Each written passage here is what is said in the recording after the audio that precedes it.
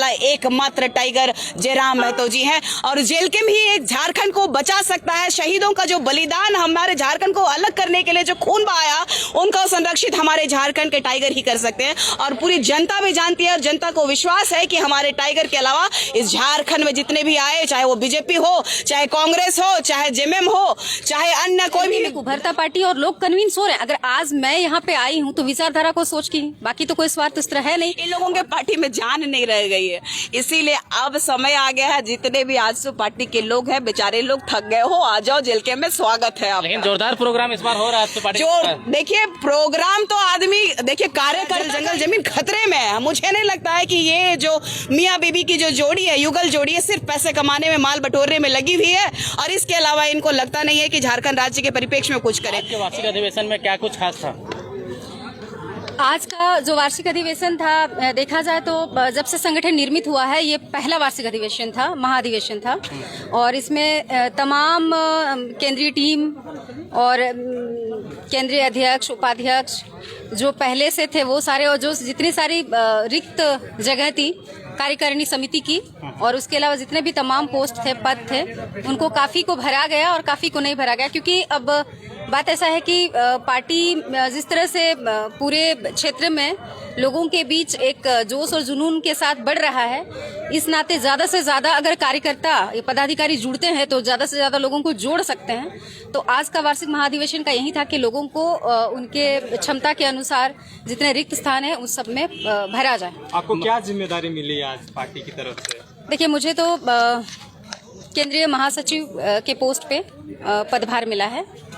जेलकेम में अधिकतर जो है आदिवासी महिलाओं की संख्या कम बताई जाती है। आप एक आदिवासी समुदाय से बिलोंग करती हैं, क्या पहल रहेगा अपने समाज के प्रति, अपने समाज को जो है जेलकेम में शामिल कराने को लेकर, उसके प्रति एक अच्छा सद्भाव पहुंचाने को लेकर?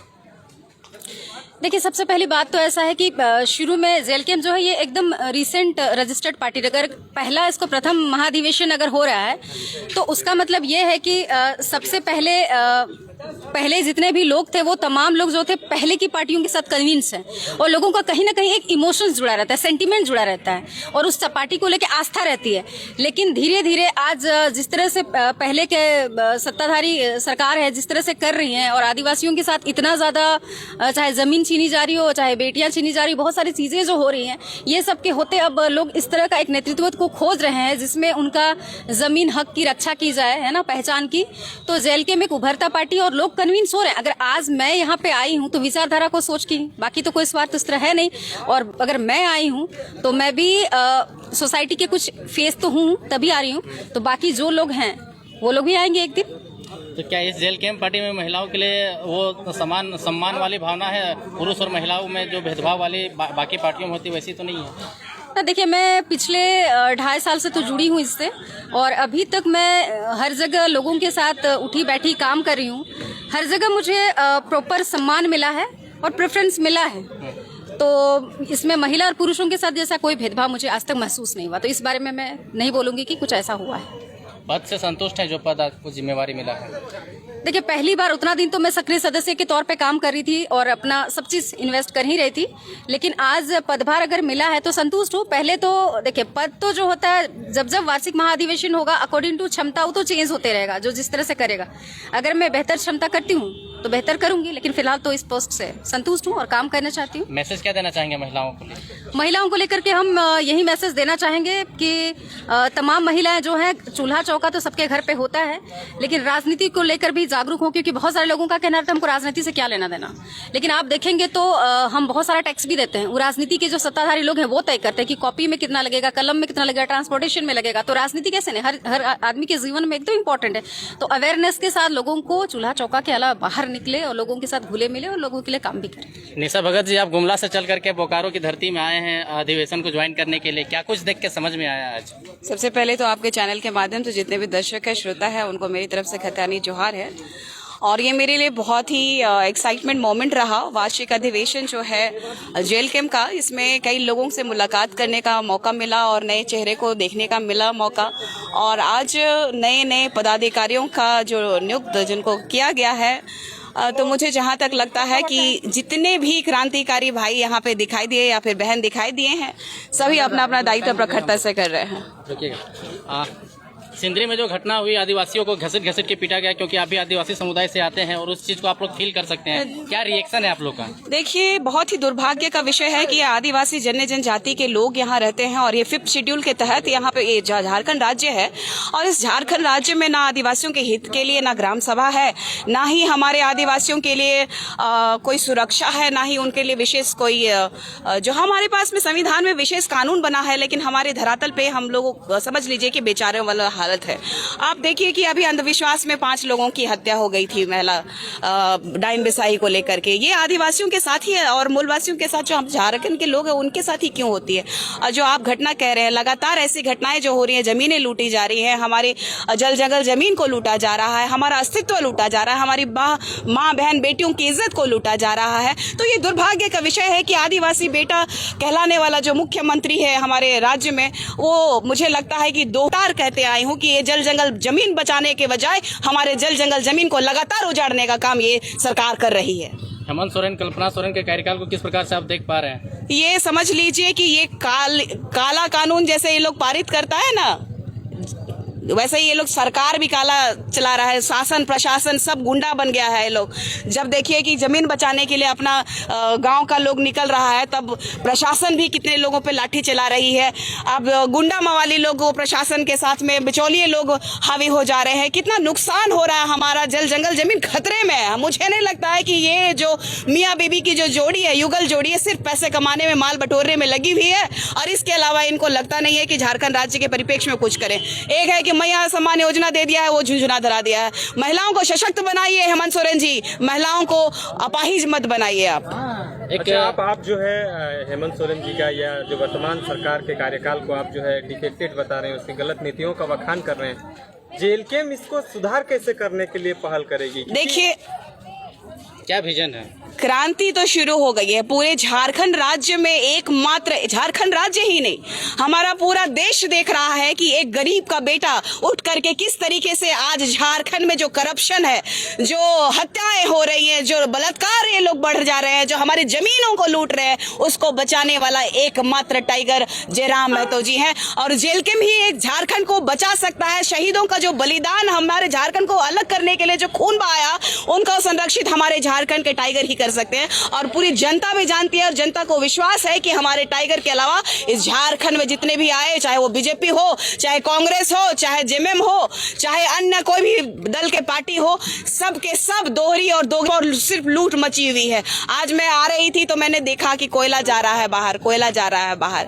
अडानी और अंबानी के पत्नियां जो है हीरों का हार पहनेंगी, लेकिन हमारी जनता जो है ना अच्छी शिक्षा मिल रही है, ना अच्छे स्वास्थ्य व्यवस्था मिल रहे हैं, ना पीने का पानी तक नहीं है। सोच लीजिए, एम्बुलेंस की व्यवस्था तक नहीं है, गांव में जाने के लिए सड़कें नहीं है, पुल नहीं है। दुर्भाग्य का विषय है। ऐसे मुख्यमंत्री को तो स्वतः तुरंत से अपना रेजिग्नेशन दे देना चाहिए। ये परिवारवाद, उनका भाई देख लीजिए, पत्नी देख लीजिए, उनके पिताजी को देख लीजिए, ये लोग सिर्फ पैसा कमाने का ये जरिया और धंधा बना लिया है ये राजनीति को इन लोगों ने। लेकिन आप एक आदिवासी हो के आदिवासी के प्रति इतना नेगेटिव वर्ड्स यूज करते हैं। इसीलिए मैं नेगेटिव यूज कर रही हूँ, क्योंकि आदिवासी जनजाति से मैं बिलोंग करती हूँ और मैं ऐसी आदिवासी हूँ जो कि हम लोग वाकई चाहते हैं कि हमारा ये जल जंगल जमीन बचे और हमारा अस्तित्व बचे। हमारी अस्मित्व ही नहीं बचेगी तो फिर हम लोग क्या ही करेंगे? आप कह रहे हैं कि एक तरह भारत का प्रथम नागरिक है आदिवासी, और आदिवासियों का हालत देखिए ना, उनके पास अच्छे कपड़े पहनने के लिए है। हम लोग तो सक्षम है, पढ़े लिखे हैं,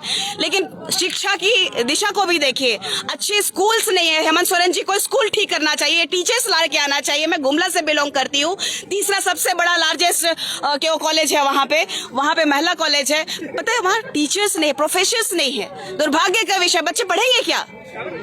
तो सबसे बड़ा चीज है कि ये जो झुंझुना धरा दिए हैं, कई ऐसी महिलाएं जो हैं दूसरे राज्यों में जाकर के आज भी काम करने के लिए विवश है। और दिल्ली में जाके देखिएगा, कई ऐसे आदिवासी और मूलवासी बच्चियां जो है कमाने जाती हैं, उनकी हत्याएं हो जाती है, रेप हो जाता है, कोई सूद लेने वाला नहीं है। दुर्भाग्य का विषय है, इस झारखंड का दुर्भाग्य है कि ऐसे मुख्यमंत्री को चुनने का काम किया है। मैं तो नीति का ये आदिवासी है, दोहरी नीति वाला आदिवासी है। ये ऐसा आदिवासी मैं मानती ही नहीं ऐसे आदिवासी को, क्योंकि आज अगर वो चाहते तो ग्राम सभा को यहाँ पारित करते, आज वो चाहते तो सरना कोट का हम लोगों को जुमला ना दे करके, आज जो हम लोगों को कांग्रेस सरकार ने ठगने का काम किया है 1961 की जनगणना में, यही आदिवासी कॉलम को ये कांग्रेस सरकार हटाई है। और आज राहुल गांधी जी को शर्म आनी चाहिए। राहुल गांधी जी किस तरीके का आदमी है जो कहता है कि आदिवासी प्रथम नागरिक है, और हम लोगों को इस हाल में छोड़ दिया उन्होंने, जो ना हिंदू में आते हैं, ना मुस्लिम में आते हैं, ना सिख में आते हैं, ना ईसाई। इन लोगों ने ईसाई का ठेका ले रखा था, और इन लोगों ने जब भारत आजाद हुआ तो विदेशी धर्म को कॉलम देना जरूरी समझा, लेकिन हमारे आदिवासियों को कॉलम देना इन लोगों ने जरूरी नहीं समझा। ईसाईकरण में जो कन्वर्ट हो रहे हैं उस पर आपकी क्या प्रतिक्रिया? मैं मानूं तो हमारे गुमला जिले में 2011 का जनगणना में समझ लीजिए 19% से ज्यादा कन्वर्टेड हो चुके हैं, 19% से ज्यादा, और सिमडेगा में 51% से ज्यादा ईसाई धर्म में कन्वर्टेड हो चुके हैं। यदि आप लोग घर वापसी नहीं कर सकते हैं तो समझ लीजिए जिस तरीके से माइनॉरिटी हिंदू मुस्लिम सिख ईसाई है, तो ईसाई भी माइनॉरिटी में चला जाएगा। आप अपने हम लोगों का हक और अधिकार को मत खाइए, नहीं तो खबरदार। जिस तरीके से कई 10 विधायक जो है अभी सिटिंग विधायक धर्मांतरित है। जब 2017 में जब महामहिम द्रौपदी मुर्मू जी जब यहाँ पदस्थापित थी, 2017 में धर्मांतरण बिल लागू क्यों किया गया? क्योंकि पूरा झारखंड राज्य में ये लोग बीमारी की तरह, कोढ़ की तरह फैल रहे हैं, और गरीबों को, शोषितों को, वंचितों को प्रलोभन दे करके वो अपना रोटी सेकने का काम कर रही है। समय रहते घर वापसी हो जाइए, नहीं तो आदिवासी का आरक्षण खाने नहीं देंगे। नेहा शिल्पी तिर्की जी का अभी केस हुआ है ना, मेघा जी ने कहा था कि आप 2022 को कैसे बना ली जाति प्रमाण पत्र। तो ये सब के सब आदिवासी का हक और अधिकार मारने के लिए बैठे हुए हैं। सही से जांच हो और ग्राम सभा पारित हो गया तो इन लोगों की औकात पता चल जाएगी। आखिरी क्वेश्चन, कल आज बोकारो जिला में जिस प्रकार से आपने जेल कैंप का प्रोग्राम किया, कल काउंटर तो नहीं कह सकते हैं, लेकिन कल आजसू का भी एक प्री प्लान प्रोग्राम है, उसको क्या प्रतिक्रिया? देखिए आजसू अब डेड है। क्यों डेड? आजसू के सुप्रीमो को देखिए और हमारे सुप्रीमो को देखिए। टाइगर है, और वो अब बूढ़ा शेर हो गया, उन पे काम करने का दम नहीं है।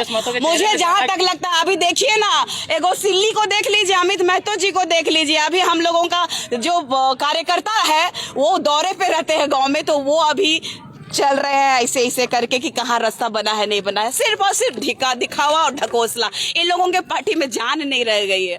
इसीलिए अब समय आ गया है, जितने भी आजसू पार्टी के लोग हैं, बेचारे लोग थक गए हो, आ जाओ जेल कैंप में, स्वागत है आपका। लेकिन जोरदार प्रोग्राम इस बार हो रहा है आजसू पार्टी जो देखिए प्रोग्राम तो आदमी देखिए, कार्यकर्ता का इतना भीड़ था। अगर मुझे बोला गया कि आप लोगों ने सबको क्यों नहीं बुलाया, यहाँ करोड़ों लोग फैन फॉलोअर्स है पूरे भारत देश में। अगर ओपन टू ऑल कर देते तो शायद ये तो अधिवेशन क्या होता है कि सारे पदाधिकारियों की होती है। बहुत लोगों को समझने में भी समय लगा, और उन लोगों की बात कर रहे हैं तो मैं एक चीज कह दे रही हूँ कि वो दे आर डेड, कहीं नहीं नजर आएंगे। अगले जो लोग हैं बचे हुए वो